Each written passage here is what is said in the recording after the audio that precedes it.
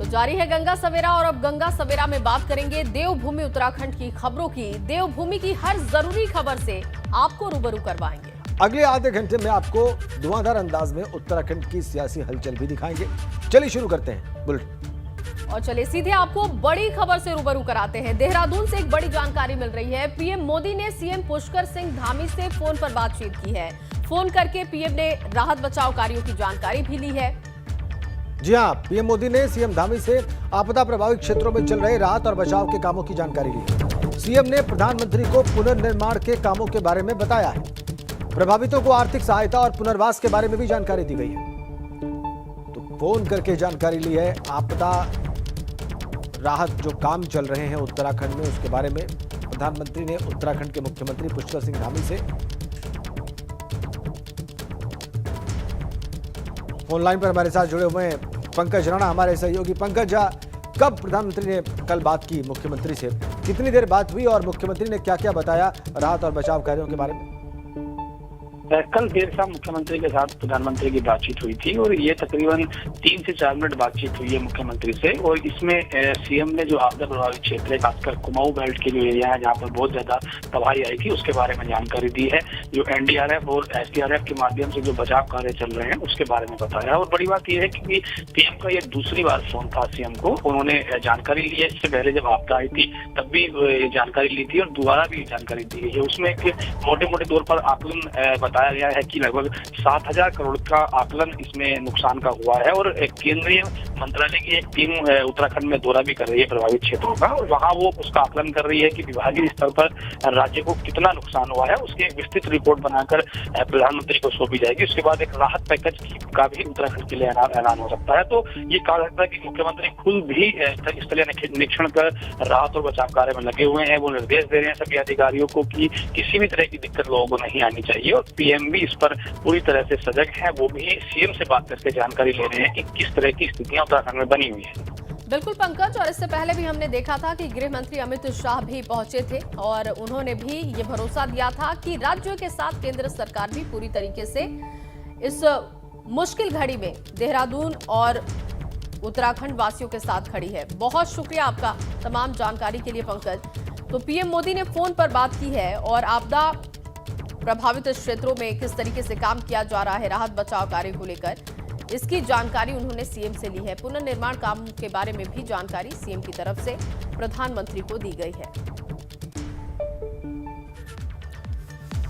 और अब बात कर लेते हैं उत्तराखंड में मौसम के मिजाज की। प्रदेश में झमाझम बारिश के साथ मौसम का मिजाज बदल चुका है। ऊपरी पहाड़ी जिलों में हल्की से मध्यम बारिश की वजह से ठंड में इजाफा हो चुका है। जी हाँ, पहाड़ी जिलों में ओलावृष्टि के साथ साथ मैदानी जिलों में भी हल्की से मध्यम बारिश के साथ साथ ओलावृष्टि की भी मौसम विभाग ने चेतावनी जारी की। वहीं रविवार को राजधानी देहरादून में हुई बारिश से तापमान में बहुत गिरावट आ गई। आज भी मौसम विभाग की ओलावृष्टि के साथ साथ हल्की से मध्यम बारिश की चेतावनी जारी है। तो आज भी ओलावृष्टि होगी, हल्की से मध्यम बारिश हो सकती है उत्तराखंड में और तापमान और लुढ़केगा। कल जो देहरादून में बारिश हुई उसकी वजह से तापमान बहुत गिरा है और आज इसी के जारी रहने की प्रचंड आशंका। तो वहीं पहाड़ों की रानी मसूरी में भी मौसम ने करवट बदल ली है। हल्की बारिश होने से तापमान में भारी गिरावट दर्ज की गई है। ठंड बढ़ने से मसूरी में गर्म कपड़ों की डिमांड बढ़ गई है। हालांकि यहां पहुंचे पर्यटकों ने बर्फबारी का जमकर लुत्फ उठाया। मौसम विभाग ने अगले 24 घंटों में पहाड़ी क्षेत्रों में बारिश और बर्फबारी की आशंका जाहिर की। देखिए तस्वीरें भी आप देख पा रहे हैं। बर्फबारी का पर्यटक लुत्फ उठाने के लिए पहुंच रहे हैं, लेकिन बारिश की वजह से तापमान में इजाफा हुआ है और आज भी मौसम का मिजाज बदल सकता है। इस तरीके की संभावना जाहिर की गई है मौसम विभाग की तरफ से। वहीं बीआरओ की कड़ी मशक्कत से 7 दिन के बाद जोशीमठ का मलारी राष्ट्रीय राजमार्ग खोल दिया गया है और इसके बाद चीन सीमा पर बसे दर्जनों गांवों के ग्रामीणों ने राहत की सांस ली है।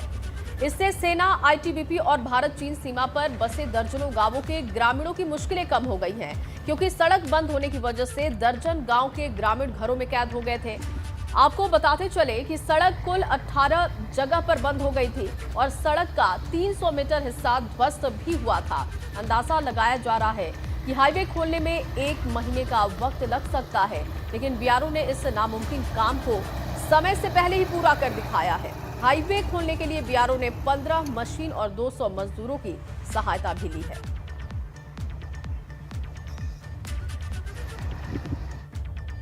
और इधर केदारनाथ धाम में हो रही जबरदस्त बर्फबारी ने ठंड बढ़ा दी है। बर्फबारी के बीच कल 10,064 श्रद्धालुओं ने बाबा केदारनाथ के दर्शन किए। बर्फबारी ने तीर्थयात्रियों की परेशानी बढ़ाई है। आपको बताएं कि सीजन में धाम में ये दूसरी बर्फबारी है और इसी बीच अब तक 1,64,402 श्रद्धालुओं ने बाबा के दर्शन कर लिए। केदारनाथ धाम में बर्फबारी हुई है, श्रद्धालुओं ने इसका लुत्फ उठाया है। आप तस्वीरें देख लीजिए। केदार धाम में जब बर्फबारी हुई, सफेद चादर जब देखी कैसे बर्फबारी के बीच में श्रद्धालु वहां पर दर्शन करने पहुंचे, आनंद लिया उन्होंने। और उत्तराखंड से कुछ और बड़ी खबरों का रुख करते हैं। खबर यह है कि रविवार को हरीश रावत ने हरक सिंह रावत से बातचीत की है। हरीश रावत रामनगर में थे और उसी दौरान उन्होंने फोन पर हरक सिंह रावत से बात की। बताया यह जा रहा है कि कांग्रेस के प्रदेश अध्यक्ष गणेश गोदियाल ने फोन मिलाकर दिया और फिर हरीश रावत ने हरक से बात कर रामनगर के आपदाग्रस्त इलाके चुकुम और सुंदरखाल गांव में आने का आग्रह किया।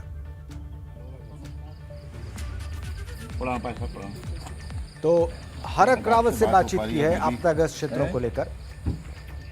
हरीश रावत पूर्व मुख्यमंत्री और उनकी सरकार में कभी मंत्री रहे हरक रावत, बाद में दोनों के बीच में कैसे राजनीतिक रिश्ते बिगड़े वो हमने देखा और अब लंबे समय बाद सार्वजनिक रूप से यहाँ पर बात की, फोन मिलाकर दिया गणेश गोदियाल ने और फिर फोन पर बात की आपदाग्रस्त इलाकों को लेकर हरीश रावत ने।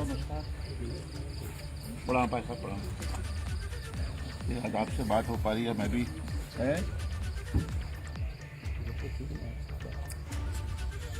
देखिए उस वक्त जब बातचीत हो रही थी फोन पर क्या दृश्य था।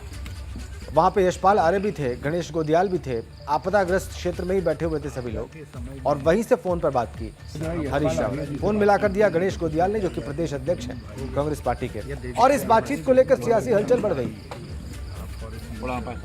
इसके बहुत सारे राजनीतिक मतलब निकाले जा रहे हैं।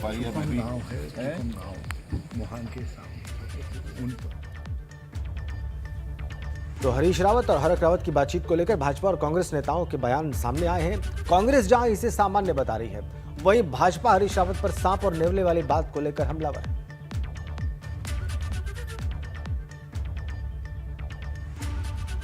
राजनीतिक संभावनाओं का खेल है।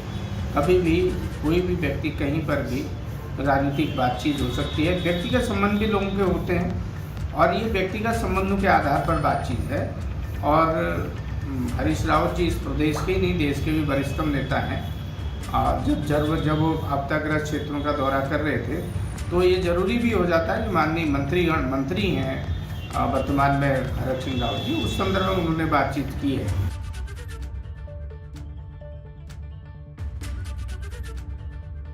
बुजुर्ग का सम्मान भी किया था, तो हरीश रावत जी भी अपनी उम्र के उस दौर में हैं। उसी को देखते हुए हरक सिंह जी ने कहा था। और अगर हरीश रावत जी अब स्वयं को अगर हरक सिंह रावत के साथ बाद में सांप और नेवले की जानकारी दे रहे हैं, तो ये तो प्रदेशवासियों को इस बात से संज्ञान लेना चाहिए कि जो नेता स्वयं को सांप और नेवले की बात कहे, उसके बारे में लोग क्या राय ले सकते हैं, अपनी क्या राय दे सकते हैं। वहीं पूर्व मुख्यमंत्री हरीश रावत और कांग्रेस प्रदेश अध्यक्ष गणेश गोदियाल हरिद्वार पहुंचे, जहां दोनों नेताओं ने हरिद्वार के कनखल में युवा कांग्रेस के रोड शो में हिस्सा लिया। हरीश रावत की मौजूदगी में कई युवाओं ने कांग्रेस पार्टी की सदस्यता भी ली। हरीश रावत ने कहा कि युवाओं में कांग्रेस को लेकर खासा उत्साह भी है। आपदा राहत बचाव कार्यों पर हरीश रावत ने सरकार को फेल करार दिया। साथ ही कहा कि सरकार हवाई दौरों तक ही सीमित है, धरातल पर कोई भी काम नजर नहीं आता है। हालांकि इस दौरान उन्होंने कैबिनेट मंत्री हरक सिंह रावत की माफी पर कहा कि वो हरक सिंह रावत की विनम्रता को लेकर उनकी तारीफ करते हैं और विनम्रता को स्वीकार करते हैं, लेकिन उन्होंने जो बातें कही थी वो सैद्धांतिक है। राहुल गांधी जी के नेतृत्व के लिए उत्साह है। मैं उसके लिए युवा शक्ति को और युवाओं को बहुत बहुत धन्यवाद देता हूं।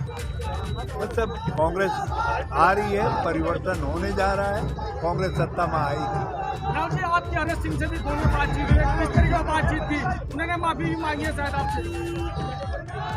ऐसी बातें सार्वजनिक थोड़ी की जाती, और फिर मैं तो बहुत साधारण आदमी हूँ, मुझसे किसी को माफी मांगने की आवश्यकता नहीं। अब हम आपको बताने जा रहे हैं कि कौन से नेता आज कहां का दौरा करने वाले हैं, उनकी व्यस्तता कैसे रहने वाली है, आज का उनका शेड्यूल क्या रहने वाला है, और इसको बताने के लिए बिल्कुल तैयार हैं मेरी सहयोगी जया। जी राजेंद्र, बताएं आपको कि आज 3 बड़े सम्मेलन होने जा रहे हैं। जो पहला बड़ा सम्मेलन है वो बलिया में होने जा रहा है और बलिया में बिहार सरकार के मंत्री और वीआईपी के अध्यक्ष मुकेश सहनी आज जनसभा को संबोधित करने जा रहे हैं। दोपहर 12 बजे का समय बताया जा रहा है। करीब 12 साढ़े 12 बजे के आसपास वो टाउन पॉलिटेक्निक ग्राउंड पहुंचेंगे, जहां पर वो जनसभा को संबोधित करेंगे। 1 बजे उनका वहां पर कार्यक्रम बताया जा रहा है। निषाद समुदाय पर उनकी नजर होगी और देखना होगा कि इसका कितना फायदा उनको मिलता है। इसके अलावा आज जो बड़ा कार्यक्रम होने जा रहा है, जो बड़ा सम्मेलन होने जा रहा है, राज्य मंत्री स्वतंत्र प्रभार उपेंद्र तिवारी आज रायबरेली जाने वाले हैं और वहां पर एक कार्यक्रम को संबोधित करेंगे।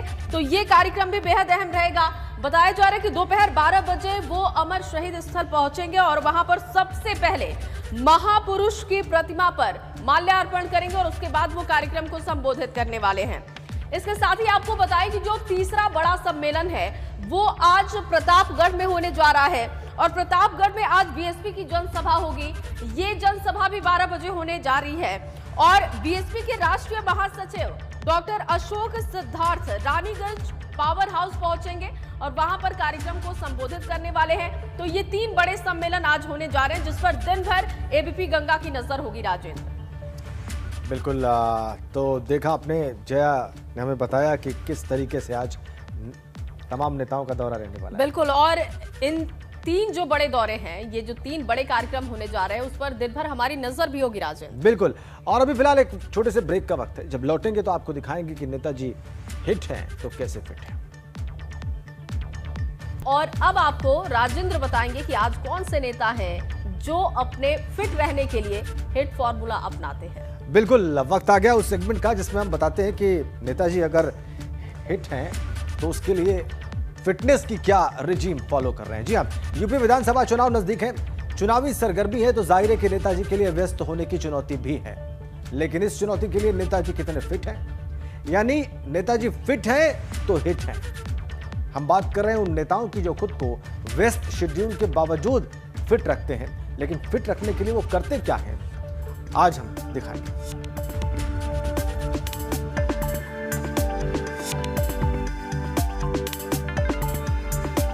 मैं आपको बताना चाहता हूं कि मैं 5 और 6 के बीच सुबह उठता हूं और उसके बाद 45 मिनट मैं घड़ी देख के मॉर्निंग वॉक करता हूं। उसके बाद मॉर्निंग के वॉक के बाद मैं लगभग 25 से 30 मिनट के बीच फिर मैं योगा करता हूं, हल्के फुल्के व्यायाम करता हूं। ये लगभग 1 घंटे से 1.25 घंटे के बीच की प्रक्रिया रहती है।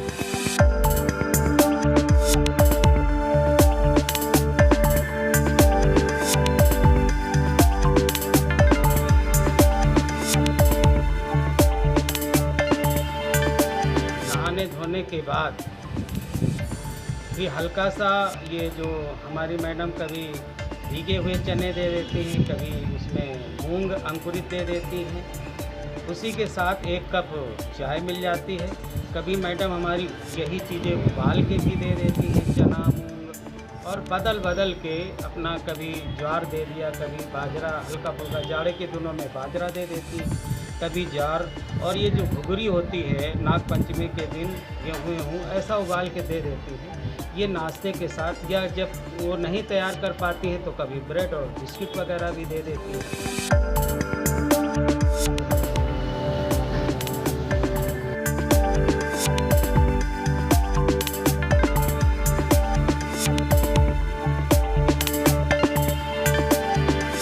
8 बजे बैठ जाते हैं। जो लोग गांव के आते हैं समस्या लेके उनकी सुनते हैं 10 साढ़े 10 बजे तक। फिर जिलाधिकारी, CDO, ADM, SP से जुड़ी हुई समस्याएं जनता को लेके हम और उनकी एप्लीकेशन लेके और जनता को सीधे अधिकारियों से मिलाने का काम। उसके बाद जो हमारे प्रोग्राम लगे रहते हैं हम उनमें अपने क्षेत्र में कार्यक्रम में चले जाते हैं।